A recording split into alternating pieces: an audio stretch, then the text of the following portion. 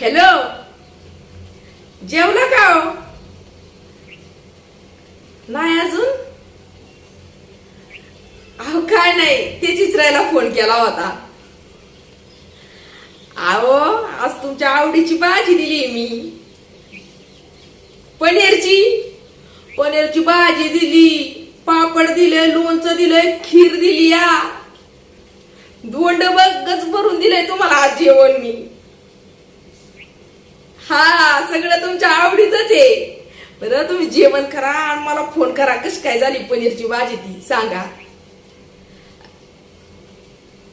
hello, आहो